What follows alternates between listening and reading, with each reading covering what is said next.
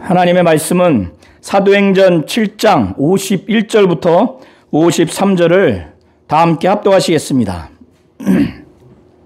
51절부터 53절 큰 목소리로 시작.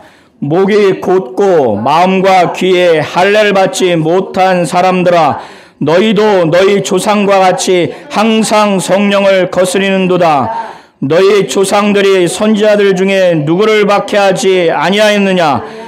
의인이 오리시라고 예고한 자들을 그들이 죽였고 이제 너희는 그 의인을 잡아준 자요 살인한 자가 되나니 너희는 천사가 전한 율법을 받고도 지키지 아니하였도다 하니라. 아멘. 하나님은 성령을 보내주시는 분이십니다. 사도행전 5장 32절에 보면은 하나님은 자기를 순종하는 자들에게 성령을 보내주신다고 분명히 그 성령에 대해서 사도행전 5장 32절에 기록하고 있어요. 예수의 부활을 증언하시는 분이 바로 성령인데, 이 성령이 어떤 분이냐? 하나님이 자기에게 순종하는 자들에게 주신 성령이라고 이렇게 기록하고 있습니다. 하나님만이 아들의 그 간청에 따라서 예수를 믿고 일평생 하나님의 뜻대로 살겠다, 평생 하나님께 순종하겠다고 그렇게 기도하는 자들의 그 강구를 예수가 받으셔서 아버지께 요청해서 아버지와 아들의 합의된 뜻에 의해서 아버지가 일평생 예수 믿고 순종하는 자들에게 주시는 바로 인격이 성령입니다. 그런데 성령을 모독하거나 성령을 거역하는 것은 일평생 죄 사함을 받을 수가 없어요.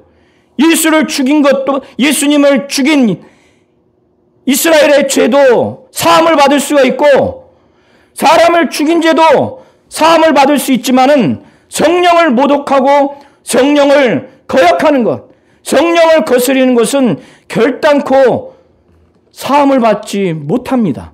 그렇기 때문에 예수 믿고 성령 받은 자나 성령 받지 않는 불신자들도 성령을 거역할 수가 있는 겁니다. 오늘 스데반이 7장 1절부터 53절에 이 이스라엘의 역사를 자기가 이 공회원 71명에게 예수를 믿으라고 이 목적을 위해서 이 긴 이스라엘의 역사를 시간 순서로, 사건의 순서로 말하는 것이 아니라 자신이 전하고자 하는 이 복음, 이 예수를 믿으라고 이스라엘의 역사를 이 관점에서, 이 시각으로 아브라함부터 솔로몬에 이르기까지 이 이스라엘의 역사를 다루는 거예요. 그러니까 복잡한 게 아닙니다. 결론을 알고 이 긴 이스라엘의 역사를 들으면 스데반이 지금 뭘 말하려고 하는지, 왜 이렇게 장황한 이야기를 하는지를 잘 이해할 수 있습니다. 오늘 새신자분도 잘 이해할 수 있어요.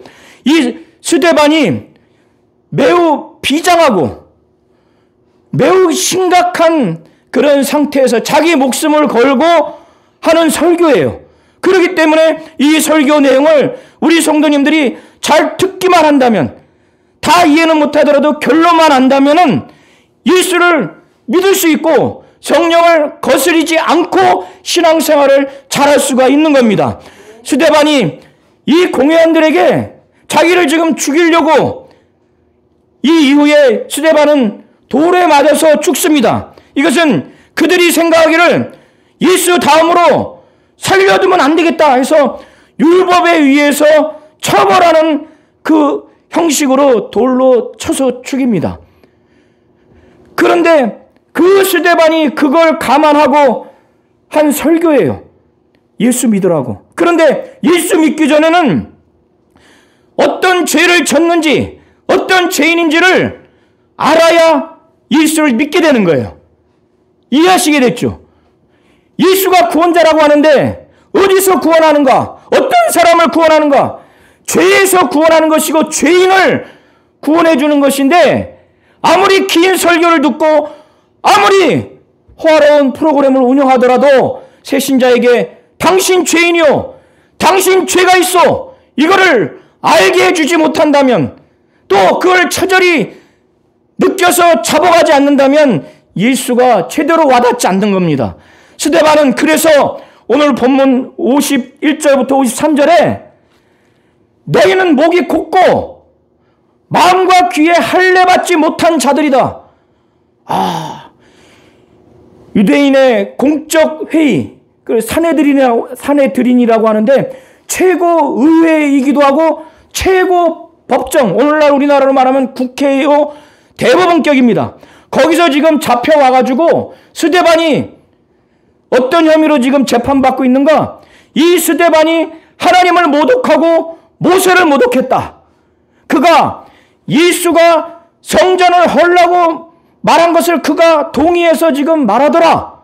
그리고 예수가 모세가 전해준 규례, 성문화된 율법뿐만 아니라 그 성문화된 율법을 삶에 있어서 적용하기 위한 구전율법, 이걸 포함해서 규례라고 여기시면 돼요. 모세가 전한 규례를 고치겠다. 이것을 가지고 하나님을 모독했다. 모세를 모독했다. 성전과 율법을 거스려 말했다고 하는 이 죄목으로 잡혀온 거예요. 그러면 짧은 한마디로 자기가 살려면 나 그런 말 안 했다.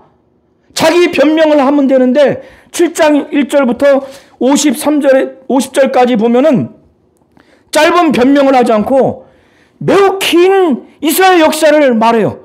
우리 성도님들이 이거를 읽다 보면은 이게 도대체 뭘 말하려고 하는지 이해를 잘 못할 수가 있어요.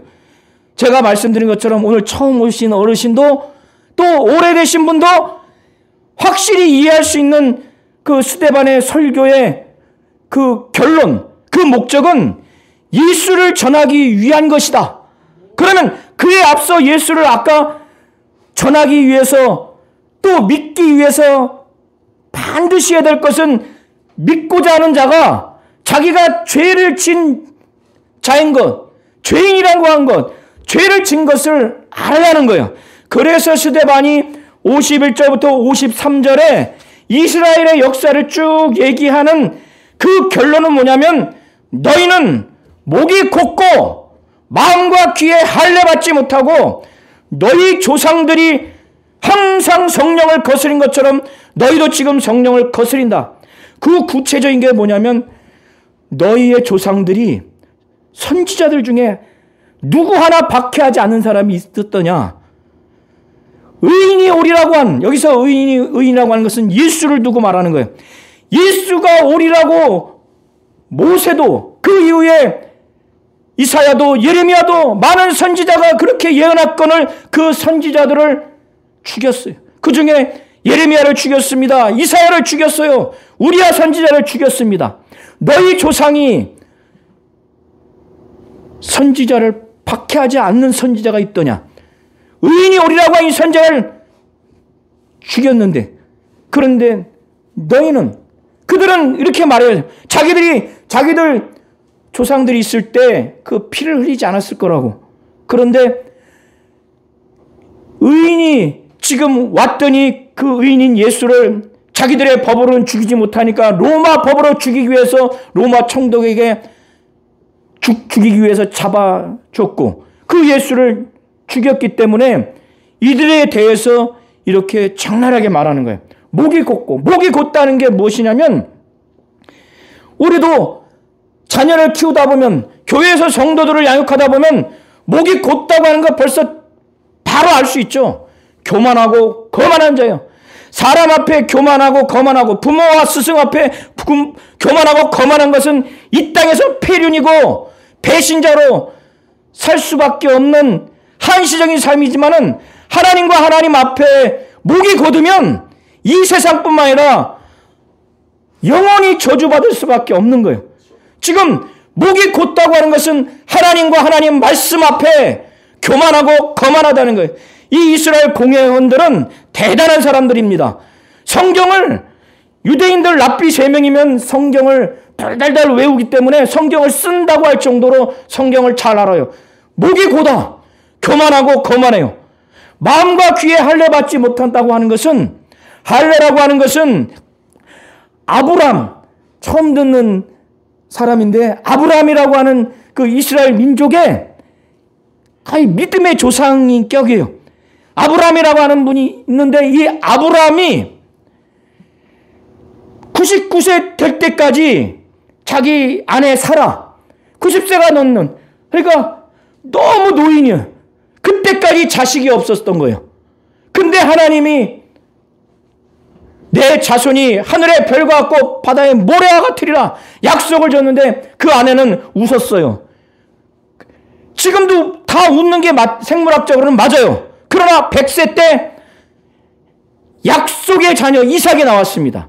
그리고 아브라함에게 땅도 없고 힘도 없고 군대가 없는데 그 이방 민족에는 어마어마한 군대가 있어요. 그때 하나님이 아브라함에게 약속의 땅을 주겠다. 그래서 자손을 주겠다. 그 자손이 하늘의 별과 같이 바다의 모래와 같이 많게 되리라. 그리고 자손이 지금 없는 상태에서 땅을 주겠다고 하는 거예요. 오늘날 우리 성도님들 연세 많이 드신 두 노부부가 가장 큰 미국 땅을 얻을 수가 있어요? 마치 믿지 못할 그 약속을 하나님이 주신 거예요. 그래서 자손을 주겠다, 땅을 주겠다고 하는 하나님의 약속을 하나님은 반드시 이걸 지키겠다. 그 언약의 표시로, 그리고 너희는 이것을 지켜라, 순종하라는 표시로 이스라엘 민족의 남자아이가 8일 만에 그 생식기의 표피를 벗기는 것이 바로 할례의식이에요. 이것은 언약 백성의 표시예요. 그런데 마음에 어떻게 할례를 해요? 귀에 어떻게 할례를 해요? 이것은 바로 하나님과 하나님 말씀 앞에 순종하고 복종하겠다고 하는 그 할례, 남자아이의 생식기에 표피를 하는 할례의 그 믿음의 의식과 같이 마음으로, 귀로 하나님의 말씀을 듣고 순종하겠다고 하는 그런 은혜적인 표현이 귀의 할례를 받고 마음의 할례를 받으라고 하는 건데, 스데반이 너희는 목이 곧고 교만하고 거만하고 귀로 듣고 마음으로 믿어야 되는 이 하나님 말씀을 듣고 순종하지 않고 교만하고 거만하고 아예 듣지 않겠다고 하는 바로 그런 모습이 마음과 귀에 할례를 받지 못한 사람이라고 이렇게 말하는 거예요. 이렇게 되면 어떻게 되냐면요, 하나님과 하나님 말씀 앞에 교만하고 거만하고 듣지도 않고 믿지도 않으려고 순종하지 않으려고 하면은 성령을 거역하는 것은 자동적으로 되는 거예요. 그러면 어떻게 되는가? 하나님이 쓰시는 선지자들 박해하는 것, 고소하고 죽이는 거 쉽게 하는 겁니다.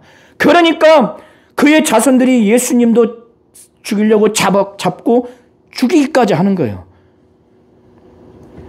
이 죄를 짓지 말라는 겁니다. 너희가 천사의 전한 율법을 받고도 지키지 않았도다. 지금 스데반을 하나님을 모독하고 모세를 모독했다고 하고, 하나님 이스라엘 민족은 성전을 굉장히 절대시 여겨요. 성전에 하나님이 임재하신다고 생각해서 예수님이 성전을 헐라 사흘 만에 이 성전을 다시 짓겠다. 자기 육체를 두고 말하는 거예요. 성전이라고 하는 것은 이 성전에서 하나님을 만나는 장소요, 예배하는 장소요, 자기의 죄를 씻음받는 제사를 하는 장소예요. 그러나 구약 제사 제도가 더 이상 의미가 없는 거예요. 예수 안에서 하나님을 만나고 예수를 통해서 죄사함을 얻는 참된 성전이 바로 예수라는 의미에서 예수는 그렇게 말씀한 거지, 예루살렘 성전을 무너뜨리겠다 이렇게 말한 게 아니에요. 그러나 예수를 죽이려고 이렇게 거짓말하는 겁니다. 스데반도 지금 그렇게 거짓말하는 거예요. 그들은 성전을 훼손하는 건 하나님을 모독했다고 그렇게 말하는 거예요. 이스라엘 민족에게 있어서 모세는 대단합니다. 아브라함과 모세는 대단하게 여기는 거예요. 그래서 유대교에서 하나님을 모독해 율법을 주는, 살아있는 율법을 전해준 모세를 모독하는 것은 그는 살려둘 수가 없는 거예요. 기독교에 있어서 오늘 교회에서 하나님을 모독하고 하나님의 말씀을 전하는 예수를 못 오가면 이건 구원 못 받는 것처럼 유대교에서 하나님을 못 오가고 모세를 못 오가는 것. 이거는 성전을 지금 무너뜨리겠다 하니까 하나님을 못 오간다고 이렇게 스데반을 지금 범죄 혐의를 뒤집어 씌우는 거예요. 그리고 모세가 전해준 규례를 고치겠다 이렇게 하니까 이거는 율법을 거스려서 말하는 거다. 이건 모세를 모독하는 거다. 이렇게 말하는 거예요. 하나님을 모독하지 않았고 모세를 모독하지 않았다고 하는 자기 변명으로 스데반이 지금 말하는 것을 넘어서 그들의 지금 목이 곱고 마음과 귀에 할례받지 못하는 너희들, 너희 조상들 같이 항상 성령을 거스려서 너희 조상들이 선지자들을 박해하고 의인이 오리라고 한 그 선지자들을 죽이고 그리고 이 의인 예수를 잡아주고 이 예수를 죽인 너희 천사가 전한 그 율법을 받고도 지키지 않았다. 모세는 이스라엘에 대해서 하나님이 모세를 통해서 나와 같은 선지자가 나올 것이다. 바로 예수를 두고 말하는 거거든요. 그런데 모세를 그렇게 귀중하게 여기면서 모세가 예언한 그 예수를 죽였으니 이들이 천사가 전한 율법을 지킨 거예요, 안 지킨 거예요? 안 지킨 거라고 지금 스데반이 말하는 겁니다. 그러면 이제 제가 오늘 처음 오신 분도 예수 잘 믿을 수 있는 내용이라고 제가 말씀드린 것은 예수 믿게 하기 위해서 지금 이 긴 역사를 말하는데 그에 앞서서 이들이 얼마나 큰 죄악인가. 그래서 우리 성도님들도 목이 고든가 마음과 귀에 할례받지 못한 심령인가. 곧 하나님의 말씀을 들을 때 들으려 하지도 않고 믿으려 하지도 않고 순종하지도 않으려고 하고 하나님 앞에 불순종으로 일관한다면 예수 믿는 건 어려워요. 그리고 이런 제약이 있다고 하는 것을 바로 인정하셔야 돼요. 집안에 자녀들이 손주들이 또 학교에서 스승이라면 제자들이 단 한마디도 부모의 말씀 스승의 말씀을 들으려고 하지 않는다면 그가 효자가 되겠습니까? 훌륭한 제자가 되겠습니까? 정말 구원받고 예수의 믿는 하나님의 자녀가 되려면 더 나아가서 참 제자가 되려면 목이 곧으면 안 돼요. 마음과 귀가 할례를 받은 상태가 돼야 돼요. 무슨 말씀하든지 들으려고 하고 그걸 깨달으려고 하고 믿으려고 하는 마음과 귀에 할례를 받는 그런 심령이 되시기를 예수의 이름으로 축원합니다. 아멘. 자, 그러니까 이 그들의 조상들을 목이 곧고 마음과 귀에 할례 받지 못하고 항상 성령을 거스리다고 그들의 조상들을 아주 딱 결론을 내렸잖아요. 그러면 스데반이 그걸 지금 얘기를 하는 거예요. 7장 1절부터 보면은 왜 스데반이 아브라함을 위시로 한 그 족장 시대 얘기를 할까? 그 다음에 요셉과 관련된 애굽 시대 얘기를 할까? 그 다음에 모세와 관련된 광야 시대를 얘기를 할까? 그 다음에 44절부터 보면은 다윗과 그리고 여호수아 솔로몬 중심으로 한 다윗과 솔로몬 중심으로 한 왕국 시대 얘기를 왜 할까? 이거를 그 시각을 이제 잘 이해하셨죠? 그래서 잘 보셔야 돼요. 하나님이 아까 말씀드린 것처럼 아브람과 언약을 하셨어요. 약속의 자녀에 대한 약속, 그 다음에 가나안 땅에 대한 약속을 했어요. 그리고 그걸 반드시 내가 이루겠다. 그리고 너희는 그것을 순종하고 복종해라고 하는 그 언약 백성의 외적인 표시로 남자아이가 낳은 지 8일 만에 할례를 하도록 그렇게 한 거예요. 그래서 근데 하나님이 어떻게 약속을 했는가? 바로 가나안 땅을 주시면 되는데 바로 주신 게 아니에요. 아브람과 그 조카 롯이 메소포타미아와 하란을 거쳐서 가나안 땅을 향하기 전에 하란에 머물러서 그의 아버지, 그 아브람의 아버지가 데라입니다. 다 외국말이라서 좀 이해하기 어려운데 그냥 아버지 아들만 이해하시면 돼요. 아버지 데라가 죽은 다음에 하나님이 너는 내 고향 친척을 떠나서 내가 내게 보일 땅으로 가라 한 거예요. 그런 다음에 갔는데 평탄한 게 아니에요. 소돔과 고모라 땅에 조카 롯 가족이 죽게 생겼어요. 그 전에 붙잡혀갔어. 아브라함이 조카를 또 살렸어요. 그 여정이 순탄치가 않아요. 그리고 어떤 것을 하나님이 예언하셨느냐? 순탄하게 가나안 땅으로 들어가는 것이 아니라 애굽 땅, 처음에 예언할 때 애굽 땅이라고 말씀하지 않았지만은 그 땅에 객이 될 것이고 그 민족이 너희 민족을 아주 박해할 것이다. 그런 다음에 내가 그 민족을 징벌한 다음에 심판한 다음에 거기서 끄집어내서 가나안 땅에서 나를 섬길 것이다. 그렇게 했어요. 400년 동안 학대를 받는다는 거예요. 하나님의 약속의 내용이 시간과 장소가 너무 인간적으로 참혹해요. 그걸 믿으라고 하는 거예요. 그래서 아브라함은 이삭 할례를 주고 이삭이 야곱을 낳고 야곱이 12명의 자녀를 낳았어요. 그 야곱에게 있어서 아내가 4명인데 가장 사랑하는 라헬을 통해서 낳은 두 아들이 요셉과 베냐민입니다. 요셉을 낳는데 요셉이 꿈 얘기 2번 하고 그리고 이 야곱이 요셉을 너무너무 사랑해. 옷도 채색 옷을 입혀. 형들이 시기해서 결국에는 애굽에 팔아넘깁니다.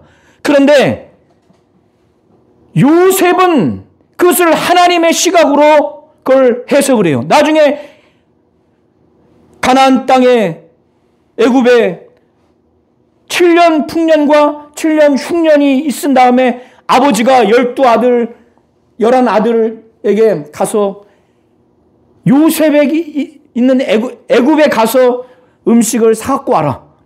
그래서 2번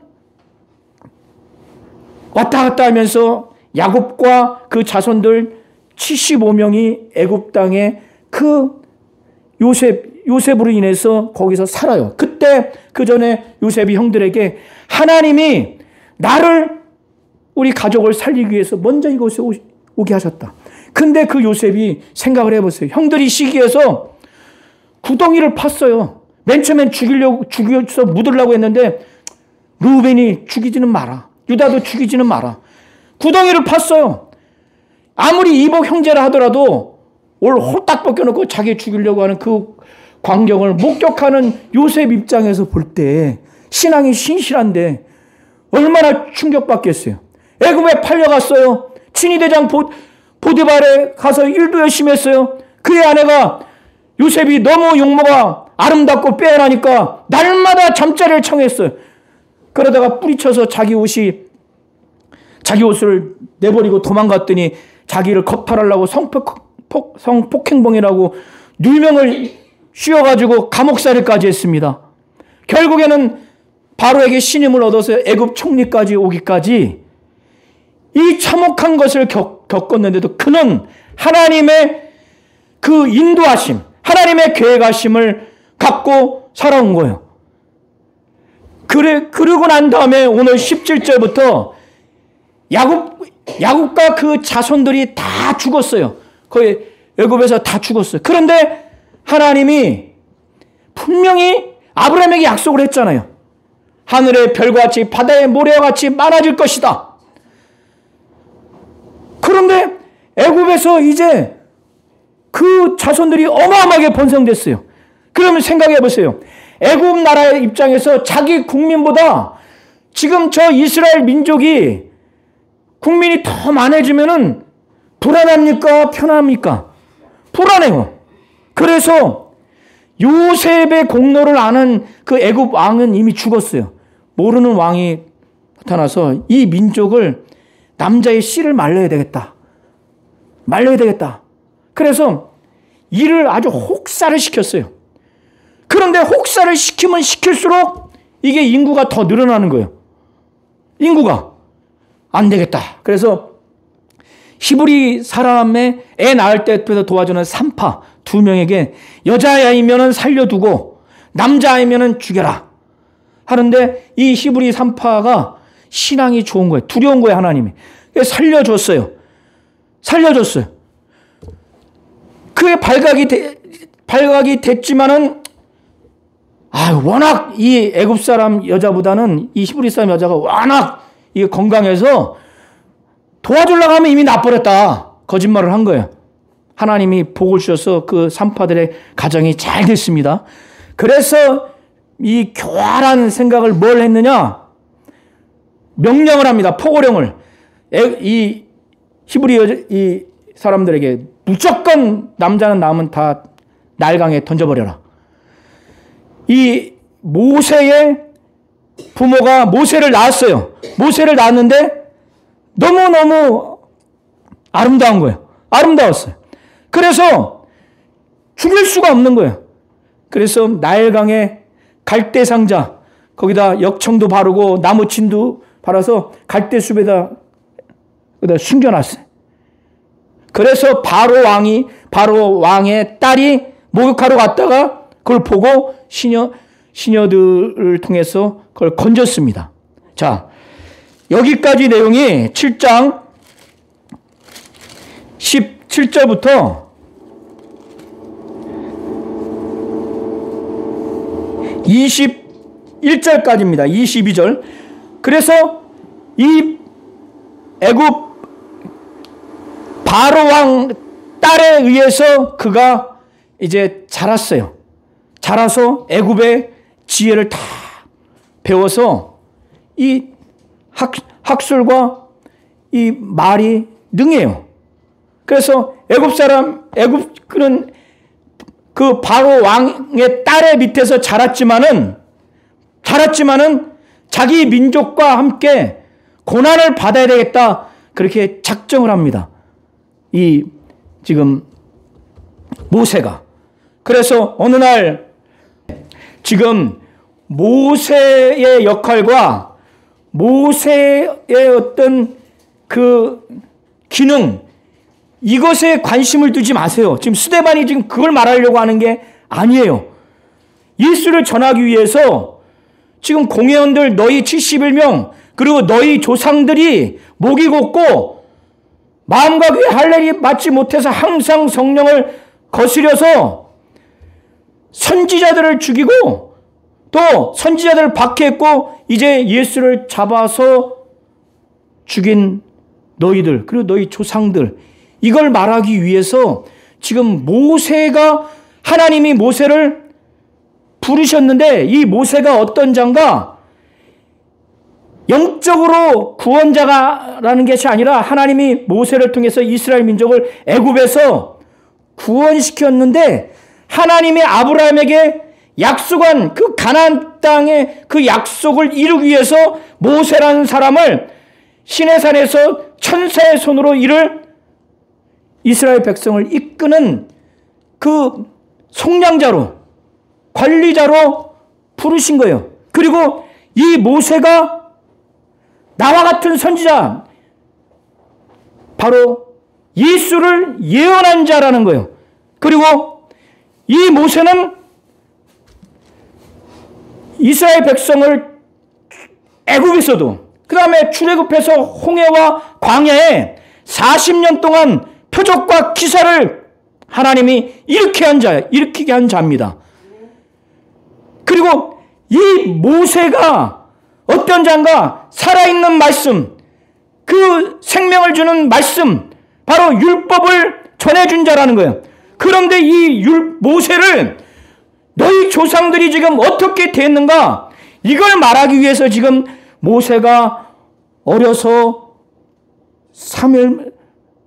3개월 동안 길려서 나일강에 갈대상자에 갈대숲에 숨겨뒀다, 이 얘기를 하는 거예요.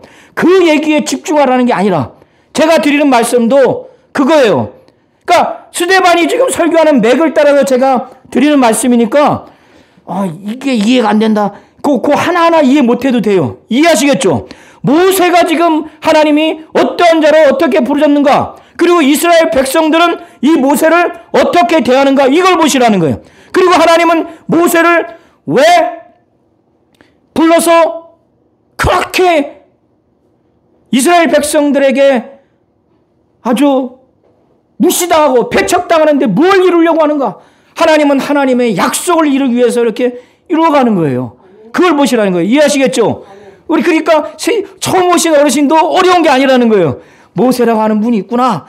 이 사람이 하나님이 이 민족을 자손을 많이 낳아주겠다, 땅을 주겠다고 약속을 아브라함에게 했는데 그 자손 중에서 이 모세라는 사람을 통해서 하나님이 쓰시는데 이 백성들이 모세를 무시하는구나. 그래서 막 우상도 섬기는구나. 그러면 우리 처음 오신 어르신은 아이고 나는 그렇게 하면 안 되겠구나. 이런 마음만 딱 드시면 돼요. 이 자세한 복잡한 내용은 이해하면 제일 좋고 이해가 안 되시더라도.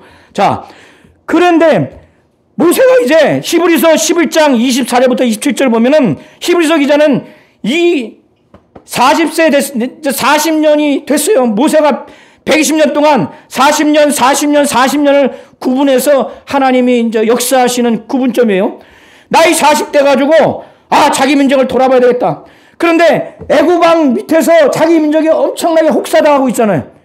씨를 말려야 되니까 엄청나게 일도 시키고 남자애까지 막 죽이라고 하니까. 그런데도 거기서 살아나온 게 모세예요. 이게 하나님이 이렇게 하나님 일하려고 이렇게 살려둔 거라는 말이에요. 그래서 자기 보니까 애굽 민족 사람이 자기 이스라엘 민족 사람을 아주 혹독하게 일시키면서 아주 학대를 해요. 그래서 이 모세는 알고 있어요. 하나님이 자기를 쓰신다는 거. 그래서 자기 손으로 이스라엘을 구원시키는 것을 이 자기 민족들은 알겠지 해서 사람들 있나 없나 쫙 본 다음에 애굽 사람을 쳐서 죽여서 모래에 묻어버렸어요. 그런데 그 다음날 이게 또 우리 민족끼리 싸우네. 너희는 동족인데 왜 싸우냐. 학대하는 그 동족 한 사람한테 너 그렇게 하지 마라 하니까 신기가 안 좋아서 너가 어제 애굽 사람 쳐 죽인 것처럼 나 죽이려고 하냐? 너를 누가 우리 민족 위에 관원과 재판장으로 누가 세웠어?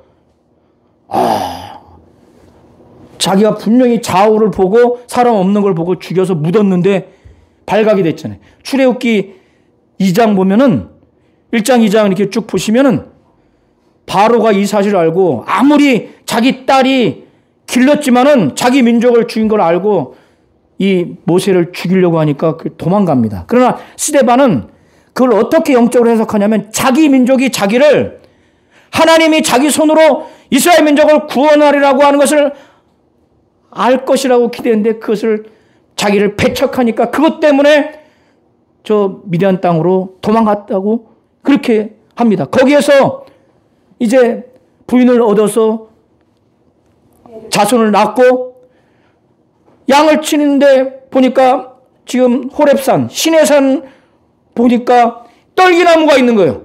떨기나무인데 불꽃은 있는데 이 떨기나무가 타지 않는 거예요. 우리 성도님들도 그거 보면 신기합니까? 안 신기합니까?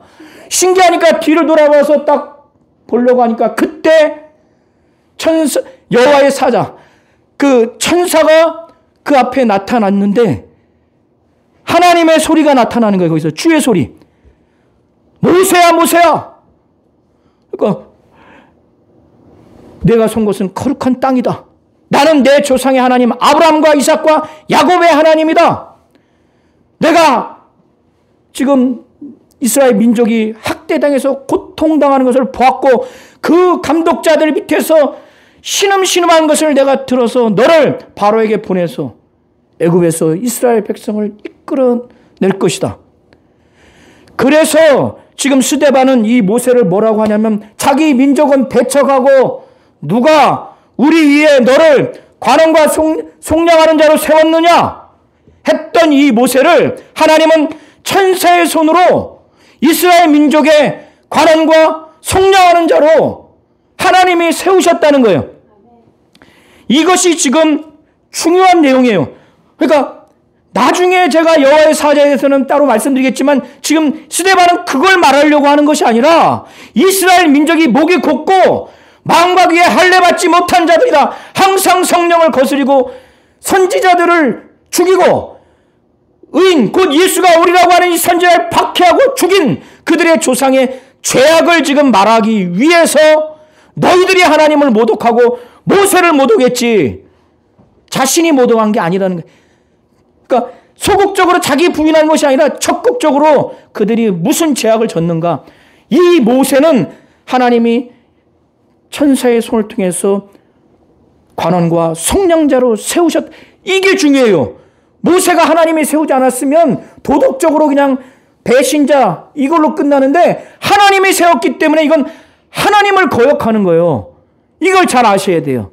자, 이 얘기가 이제 35절까지 내용입니다. 안 읽으셔도 다 이해가 되시죠? 제가 35절까지 설명을 했어요. 이 사람이 백성을 인도해서 애굽에서 나오게 해서 애굽에서 열재앙을 일으키게 하나님이 역사하셨고, 또 홍해가 확 갈라지고, 광야에서 낮에는 구름기둥 밤에는 굴기둥, 광야에서 어떻게 물을 마셔요? 하나님이 역사하셔서 막 펑펑 나오는 물을 낳게 했어요. 그걸 누구에게 하나님이 하셨나? 모세에게. 그게 바로 관원과 속량자라고 하는 증거예요. 하나님이 쓰시는 증거예요. 표적과 기사가 난 거예요. 그런데 너희 백성이 지금 이 모세를 거부했다 이거예요.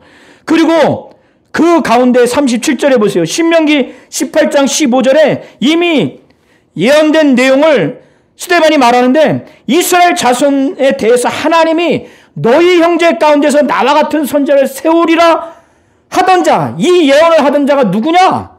바로 모세라는 거예요. 모세가 이 예언을 했다는 거예요. 이 예언을 한 자. 그리고 38절을 보세요. 시내산에서 말하던 그 천사와 우리 조상들과 함께 광야 교회에 있었고, 모세는 여호와의 사자 천사와 함께 있었고, 우리 조상과 함께 광야 교회에 있었고, 살아있는 말씀을 받아 우리에게 주던 사람이 이 모세다.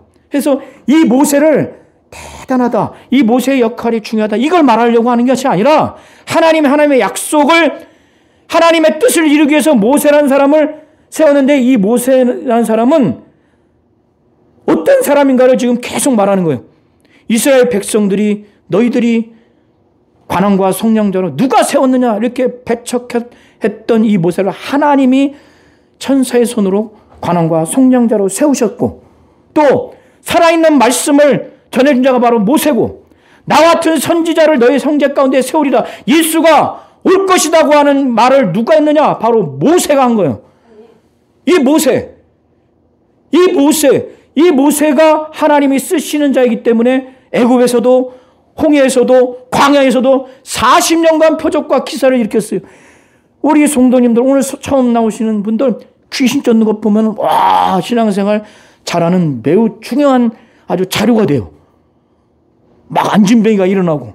그런데 이것이 1, 2년이 아니라, 물론 그 이적과 표적의 질과 양은 다르지만 하나님이 모세를 쓰시는 자라고 하는 것을 40년 동안 일으킨 거예요. 그런데 어떻게 이 모세를 거역할 수 있느냐 이거예요. 그래서 이제 39절에 35절부터 38절이 하나님이 모세를 쓰시는 면면을 지금 말하면서 39절부터 이제 말하는 거예요. 우리 성도님들과 오늘 처음 오신 분들이 이제 모세를 대적하고 모세에게 불순종하고 모세를 거역한 이 죄를 우리도 짓지 아니하도록, 모세는 죽었기 때문에 우리는 동일한 죄를 짓지 않지만, 지금 하나님이 하나님의 말씀을 성경을 통해서도 주시지만은 전도자를 통해서, 또 교회 주의 종들을 통해서 줄 때, 아, 옛날 이스라엘 백성과 같이 하나님이 쓰시는 모세를 대하는 것처럼 나는 대하지 말아야 겠다. 그렇게 하면은 이건 성령을 거스르는 거구나, 예수 믿지 못하겠구나, 이걸 잘 아셔서 39절부터 우리 43절까지 한번 읽어보시면서, 아, 나는 우상을 섬기면서 우상 숭배하는 자가 되지 말아야 되겠다, 이렇게 작정하시고, 나는 전도자를 통해서 또 주의 종들을 통해서 하나님의 뜻을 이루기 위해서 하나님의 말씀을 잘 믿고 순종해야 되겠다. 그리고 내가 구원받기 위해서, 천국 가기 위해서, 영생 얻기 위해서 전도자의 말을 잘 들어야 되겠다, 이렇게 작정하시기를 예수의 이름으로 축원합니다. 아멘. 그 형 아론한테 모세는 어디 갔는지 지금 보이지도 않고, 그러니까 그들은 자기들의 신이 눈에 보였으면 좋겠는 거예요. 그래서 만든 것이 뭐냐면 아론이 금덩어리 다 갖고 오라고 해서 나온 것이 송아지.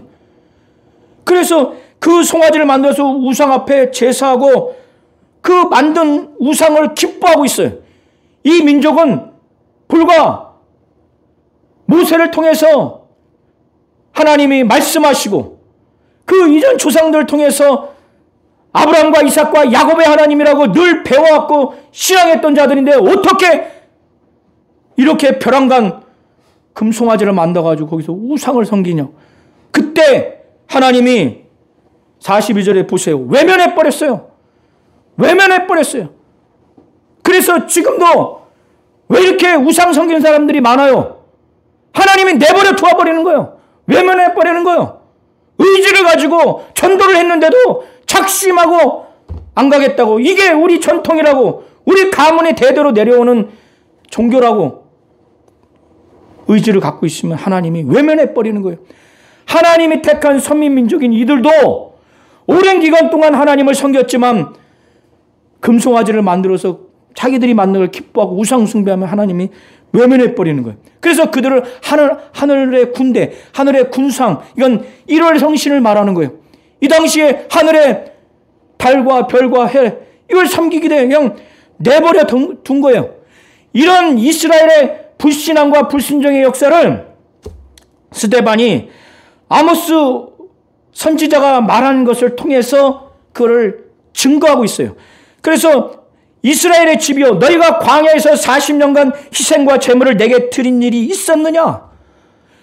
몰록의 장막과 신 레판의 별들을 받들었으며, 이 몰록과 레판은 이게 이방인이 섬기는 신이에요. 신. 이것은 너희가 절하고자 하여 만든 형상이로다. 내가 너희를 바벨론 밖으로 옮기리라 함과 같으니라. 이들이 이렇게 우상을 숭배하니까 하나님이 심판해서 이스라엘 역사 가운데 바벨론에 끌려가게 만든 거예요. 이건 이제 70인경 번역본을 그대로 옮긴 건데 거기는 다메섹이라고 나온 걸 바벨론으로만 옮긴 것만 다르지 똑같아요. 그러니까 이들이, 자 보세요.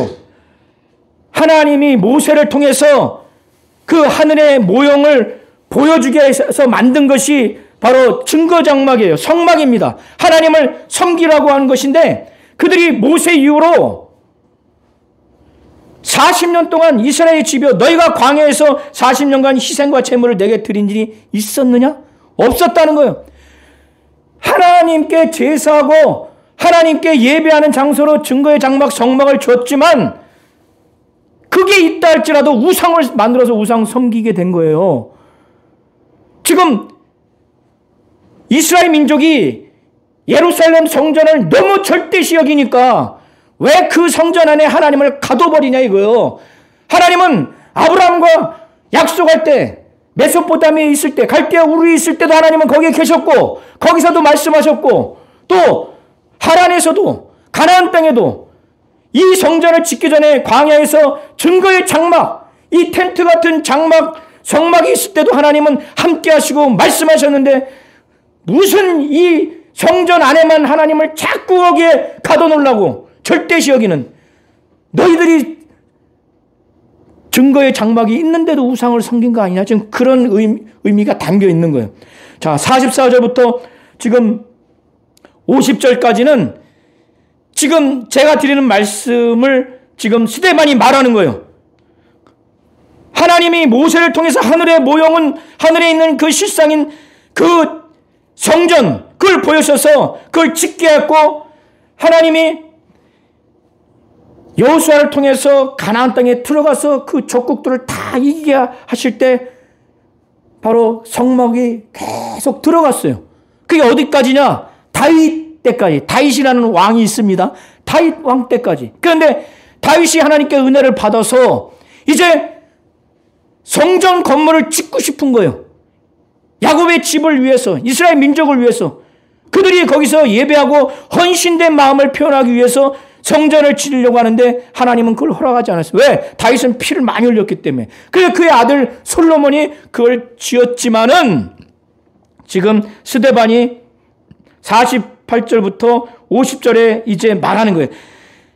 지금 성전을 절대시 여기니까 지극히 높으신 이는 손으로 지은 곳에 계시지 않다. 하나님은 하늘을 보좌로, 땅을 자기 발등상으로 지금 생각하고 있는데, 이건 하나의 그 우주예요. 하나님은 너무 커서 볼 수가 없어요. 우리 성도님들 눈으로 이 우주를 지금 볼 수 있습니까? 지구를 볼 수 있어요? 없어요. 너무 크니까. 하나님은 너무 크시니까 이렇게 표현하는 거예요. 하늘을 보좌로, 땅을 발등상으로. 그러니까 너희가 나를 위해서 무슨 집을 짓겠으며 나의 안식할 처소가 어디냐? 이 모든 것이 다 내 손으로 지은 것이 아니냐? 하나님이 지으셨는데 하나님은 어떻게 거기 있느냐? 이 얘기를 하면서 이제 스데반이 목이 곧고 마음과 귀에 할례를 받지 못한 사람들아,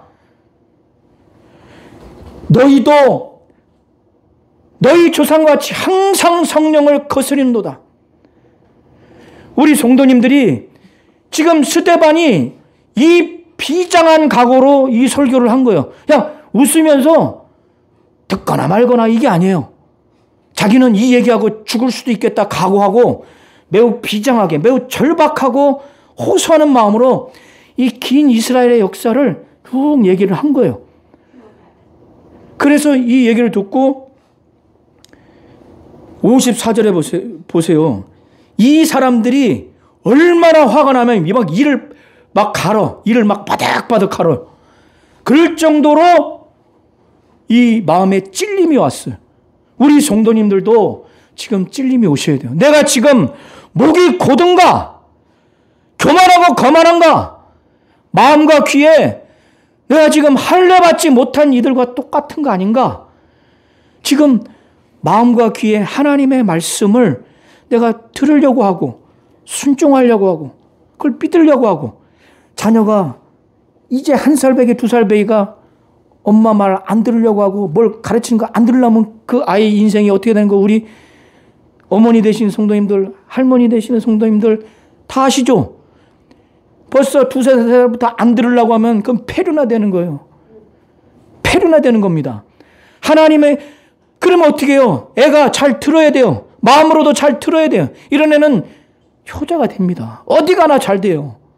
그러니까 우리 성도님들이 지금 내가 겸손하시면은 복이고, 사람은 가만히 있어도 계속 교만해지게 돼 있어요. 교만하고 거만하고 하나님과 하나님 말씀 앞에. 그리고 마음과 귀에 할례를 받아야 돼. 이 귀에서 하나님 말씀을 막 사모하고, 그리고 이 마음에서 그걸 믿으려고 하고 막 갈급하고 간절한 심령이 있어야 돼. 이게 없으면은 아무리 전도자가 아무리 주의 종이 말해도 안 되는 거예요. 이게 되면은 목이 곧고 마음과 귀에 할례를 받지 못하면 너는 계속 얘기해라. 난 절대 안 듣는다. 너는 얘기해라. 나는 마음이 절대 안 열린다. 콘크리트 같은 그곳에 아무리 거기에 뭐 물을 부어봐야 굳어버렸으니. 그래서 이렇게 되면 성령을 거스리게 되는 거예요. 이 이스라엘 민족이 성경을 그렇게 잘 알고 하나님의 택한 민족인데도 선지자를 죽이잖아요. 예수를 예언한 자를 박해하잖아요. 그리고 결국에는 예수를 죽이고 결국 예수를 잡아 넘깁니다. 그래서 이 스데반이 천사가 전한 이 율법을 지키지 아니하는도다, 이 말을 한 거예요. 자, 우리 성도님들 자기 자신을 잘 점검하셔서, 오늘 복잡한 얘기했지만은 결론은 스데반은 자기가 목숨 걸고 비장하게 아주 그냥 간절하게 호소하는 마음으로 예수를 믿어라. 예수를 믿어라. 이 얘기를 하기 위해서, 믿으려면 어떻게 된다고 그랬어요? 내가 죄인인 걸 모르면 안 믿어져요. 내가 죄졌다고 하는 것을 내가 느껴지지 않으면 회개가 안 된다니까요. 그러면 아무리 예수가 구원자라 해도 와닿지가 않습니다. 그래서 스데반은 지금 51절부터 53절에 그걸 말하려고 이 긴 얘기를 한 겁니다. 자, 이해하시겠어요? 오늘 처음 오신 분도 모세나 이런 거 잘 있더라도 우리 전도자의 말을 잘 들어야겠구나. 잘 마음으로 새겨야 되겠구나. 그리고 이미 믿는 분들은 타락한 주의 종들은 말고, 그리고 주의 종들을 또 너무 절대시역이라는 것도 아니에요. 그러나 성령의 감동으로 하나님의 말씀을 전한다고 한다면은 그것을 목이 곧고 마음과 귀가 뻣뻣하고 마음이 콘크리트 같으면은 이거는 저 신앙생활하기가 어려운 겁니다. 이 상태가 되면 예수 못 믿어요. 그래, 이렇게 되지 않도록 하나님, 나 목이 곧지 않도록 마음에서, 귀에서 늘 하나님 말씀을 들으려고 하고, 사모하고, 마음에서 막 믿어지려고 하고, 간절하게 해달라고, 착하고 좋은 마음을 좀 달라고. 사람과 부모 앞에, 스승 앞에는 착하고 좋은 사람은 있지만은 하나님 앞에 악한 사람도 있습니다. 부모 말씀은 그렇게 많이 들으려고 하고, 지식을 전해주는 스승의 말은 그렇게 들으려고 하는데 하나님의 말씀은 한 단어도 안 들으려고 해. 근데 인간적으로는 너무 착해. 필요 없어요. 하나님 앞에, 하나님 말씀 앞에 착하고 좋은 마음이 돼요. 하나님 말씀은 한 단어라도 막 들으려고 하고, 그걸 막 사모하려고 하고, 그런 사람은 스승과 부모에게도 잘해요. 네. 자, 하나님은 성령을 보내주시는 분이시고, 하나님 자신에게 순종하겠다고 하는 사람에게 성령을 보내주시는 분이십니다. 우리 모든 성도님들이 성령을 거스리고 거역하지 않냐고 성령을 사모하고 성령에 순종하는 그런 신앙생활 하시기를 예수의 이름으로 축원합니다.